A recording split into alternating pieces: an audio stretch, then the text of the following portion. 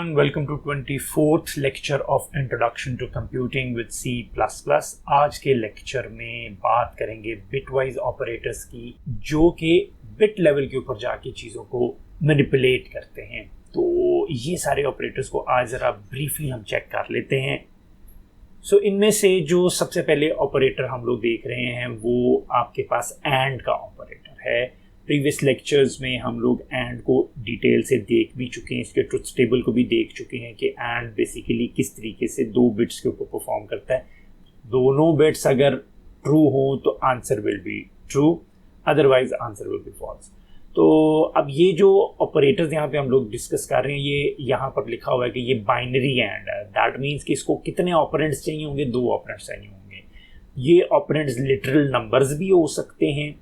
और यहाँ से एक और इम्पॉर्टेंट बात मैं आपको बताता चलूँ कि ये जो बिटवाइज ऑपरेटर्स होते हैं ना, ये दो तरह की डेटा टाइप्स के ऊपर आप अप्लाई कर सकते हैं। एक तो इंटीजर डेटा टाइप्स जो हैं उसके ऊपर ये अप्लाई होंगे, और सेकंड जो है ये कैरेक्टर डेटा टाइप के ऊपर भी जो है इनको अप्लाई किया जा सकता है, क्योंकि कैरेक्टर भी बिहाइंड द सीन आपको पता है। अगर आप एस्काई की एग्जांपल लें तो वो भी आपके पास एक्चुअली नंबर्स ही होते हैं जिनको आप इंटरप्रेट कर सकते हैं एज इंटीजर्स। तो इस वजह से ये इंटीजर्स और कैरेक्टर डेटा टाइप के ऊपर अप्लाई हो सकते हैं। और जैसा कि मैं अभी आपको बता रहा था कि ये लिटिल नंबर्स के ऊपर भी अप्लाई हो सकते हैं, और ये वेरिएबल्स के अंदर आप जो वैल्यूज रखते हैं उन वेरिएबल्स के ऊपर भी आप इनको अप्लाई कर सकते हैं।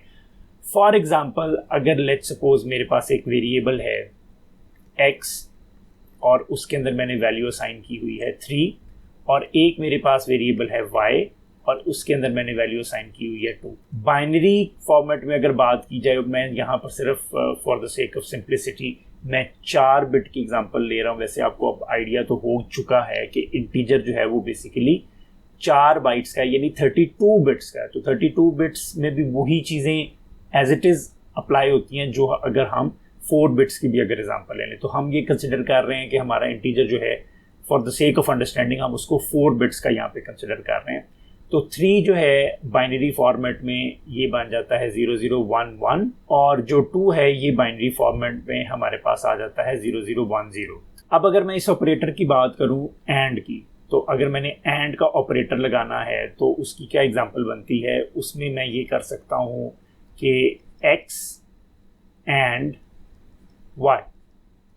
तो इसका रिजल्ट जो है बेसिकली क्या आएगा इस सिनेरियो में? तो इसको अगर एवेल्युएट करना हो मुझे तो कैसे करेंगे? यहाँ पर अगर मैं कहूँ कि x एंड y को इवेल्युएट करो, तो दैट मीन्स कि मैं 3 एंड 2 को जो है आपस में एंड करना चाह रहा हूँ। तो 3 और 2 को अगर मैं आपस में एंड करना चाहूँ तो उसको किस तरह से कर सकते हैं? 3 जैसा कि अभी हमने देखा कि ये 0011 था, और 2 जो था वो 0010 था।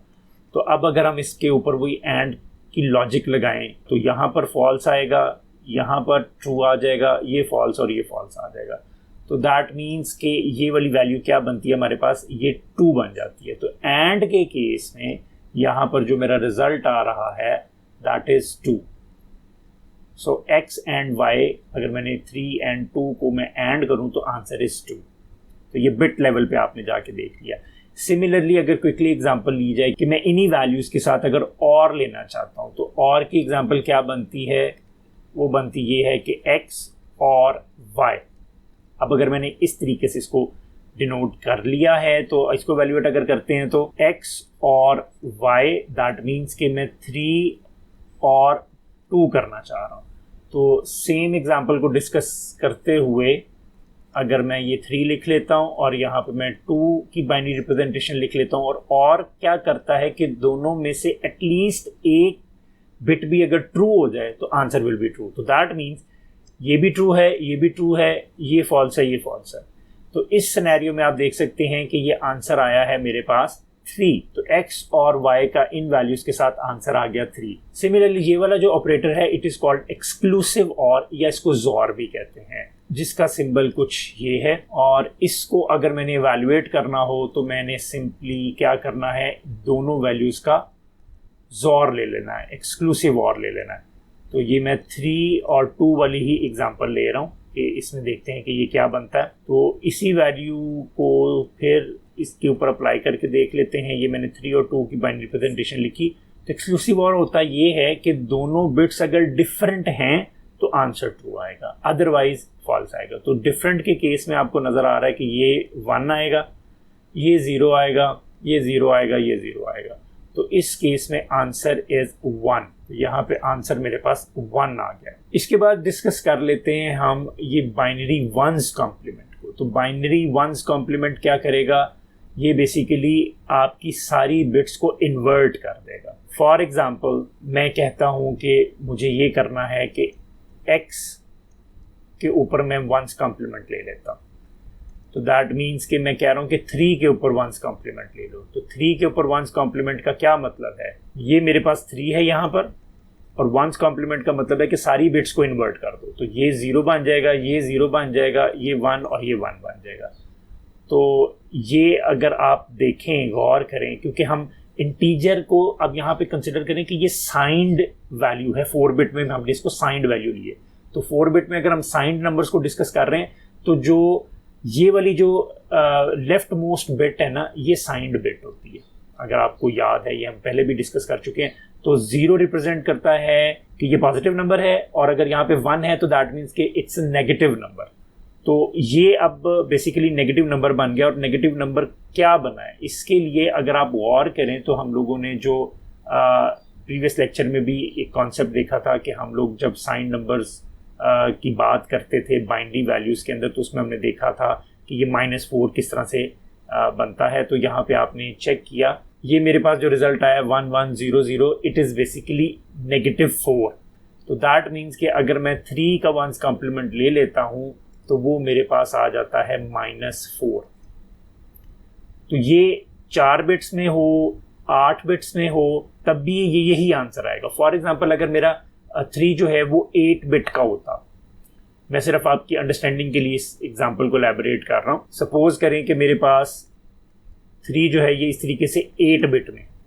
अब अगर मैंने इसका वंस कॉम्प्लीमेंट लेना हो तो इसका वंस कॉम्प्लीमेंट क्या आएगा, 0 0 1 1 1 1 1 1। ये नेगेटिव नंबर बन गया। अब ये 8 बिट्स के अंदर मेरा -4 है। इसी तरीके से अगर आपका 16 बिट का इंटीजर है या आपका 32 बिट का इंटीजर है तो उसमें भी यही रिजल्ट आपको नजर आएगा। सिमिलरली अगर एग्जांपल ली जाए कि हम y का जो है वो वंस कॉम्प्लीमेंट लेना चाहते हैं, दैट मीन्स कि 2 का लेना चाहते हैं, तो 2 की जो रिप्रेजेंटेशन है बाइनरी वो है 0010, और इसको अगर मैं इन्वर्ट कर लेता हूँ बिट्स को तो ये मेरे पास 1011 आ जाता है। तो अब इसको अगर हम देखें कि ये 1101 इस टेबल में हमें कहाँ पे नज़र आता है, तो ये 1101 हमें यहाँ पे नज़र आ रहा है। तो this is basically -3। That means कि 2 का कॉम्प्लीमेंट इज बेसिकली -3। अब अगर अगले ऑपरेटर की बात करें, एक लेफ्ट शिफ्ट ऑपरेटर है और एक राइट शिफ्ट ऑपरेटर है।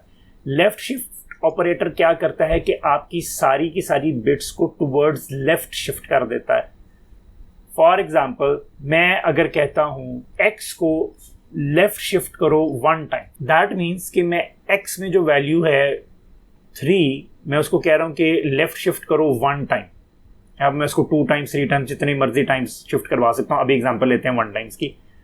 तो इसका मतलब ये होगा कि मेरे पास इस वक्त 4 बिट की अगर मैं एग्जांपल ले रहा हूं तो नंबर जो है मेरे पास यहाँ पर 3 कुछ यूं पड़ा हुआ है, और इसको मैंने लेफ्ट शिफ्ट करना है इस तरफ। तो जब मैं इसको लेफ्ट शिफ्ट करवाऊंगा तो ये एक पोजीशन सारी बिट्स टुवर्ड्स लेफ्ट शिफ्ट हो जाएंगी, और राइट साइड पे जो जगह बचेगी ना वहां पे क्या चीज आ जाएगी, वहां पे 0 आ। तो अगर आपको वो बाइनरी नंबर्स वाला लेक्चर अभी याद हो, ये अगर राइट साइड पे हम 0 पेंड कर रहे हैं तो इसका मतलब है कि हम उसकी बेस वैल्यू से उसको मल्टीप्लाई कर रहे हैं। तो ये मैं 3 को अगर लेफ्ट शिफ्ट 1 कर रहा हूं तो दैट मीन्स कि मैं इसको बेस वैल्यू से मल्टीप्लाई कर रहा हूं। बाइनरी के अंदर अगर बात की जाए, बाइनरी में 2 था तो 3 टाइम्स 2 ये 6 बन। तो ये वैल्यू अब आप देख रहे हैं कि ये 6 बन गई है, 1106 बन गई। तो इसका आंसर जो आएगा दैट इज 6। सिमिलरली अगर मैं कहता कि मेरे पास y जो है इसको लेफ्ट शिफ्ट कर लो 2 टाइम्स, तो अब देखिएगा कि इसमें क्या कॉन्सेप्ट हमारे सामने आता है।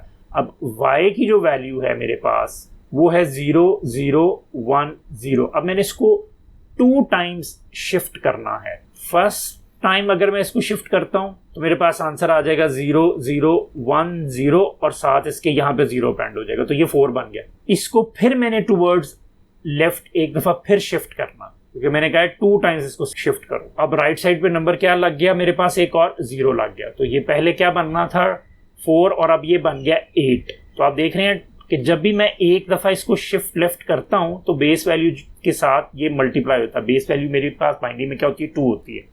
तो यहां पर अब आंसर इसमें क्या आ गया, 8 आ गया। सिमिलरली अगर आप एग्जांपल लें इसके बाद ये बाइनरी शिफ्ट राइट की, सिमिलरली अब आप अगर एग्जांपल ले लें बाइनरी शिफ्ट राइट की, तो वो भी यही कॉन्सेप्ट है, सिर्फ उसमें जो शिफ्टिंग है टुवर्ड्स राइट होगी।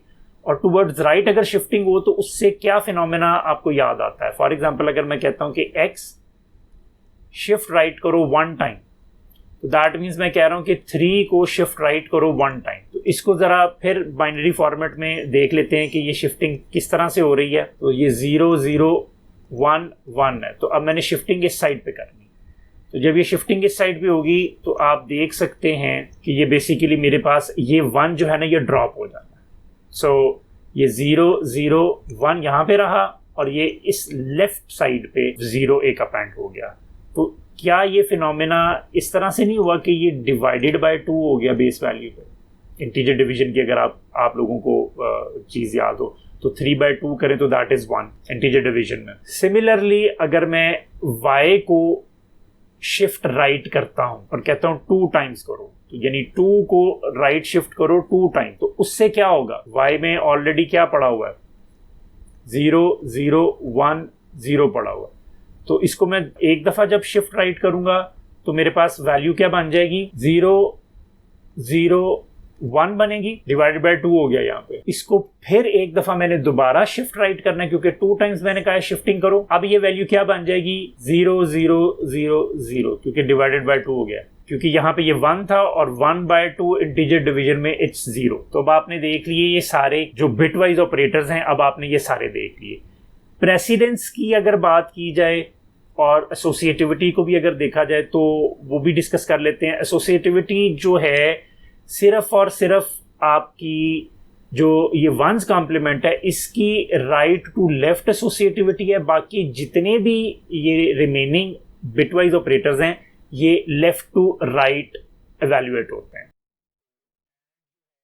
सिर्फ जो नॉट का ऑपरेटर कह लें या 1s कॉम्प्लीमेंट का ऑपरेटर कह लें ये राइट टू लेफ्ट वैल्यूएट होता है, बाकी सारे लेफ्ट टू राइट वैल्यूएट होते हैं।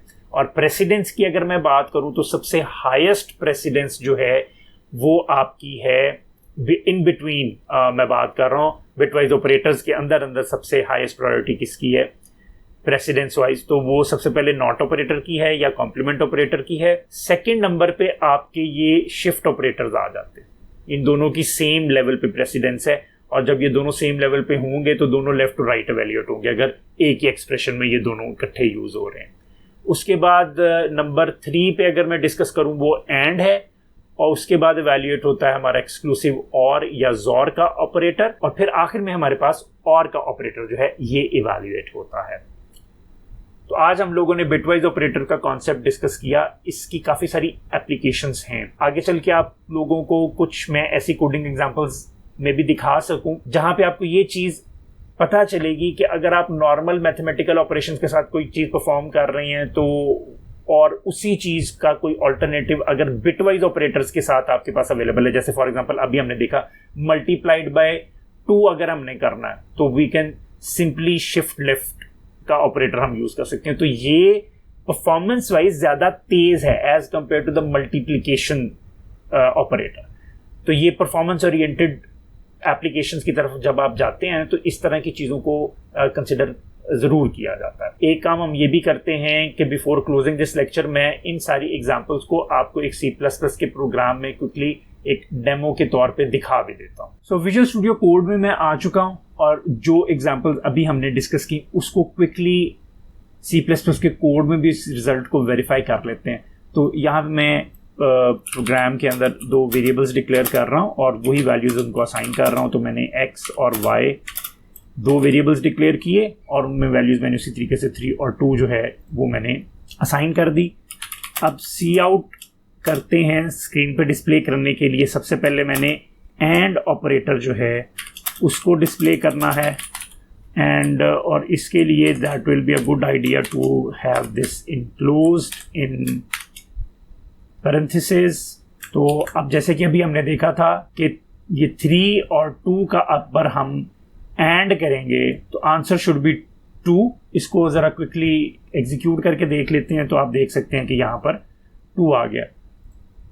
इसको थोड़ा सा ज़रा प्रेजेंटेबल वे में भी लिख लेते हैं कि हमें पता चले कि वैल्यूज़ क्या क्या हैं। तो यहाँ पे मैं x की वैल्यू डिस्प्ले कर रहा हूँ। उसके बाद मैं यहाँ पर सिंबल एंड यूज़ कर रहा हूँ। इससे पहले और आखिर में एक स्पेस दे देते हैं। उसके बाद हम y की वैल्यू को डिस्प्ले कर लेते हैं और उसके बाद हम एक इक्वल्स का साइन जो है वो भी डिस्प्ले कर लेते हैं और उससे पहले और आखिर में एक स्पेस दे देते हैं। और इसको अब अगर मैं एग्जीक्यूट करता हूँ तो आप देख सकते हैं कि 3 और 2 का रिजल्ट मेरे पास 2 आ गया। अब रिमेनिंग जितने भी ऑपरेटर्स हैं उनको भी क्विकली मैं इसी तरीके से लिख लेता हूँ।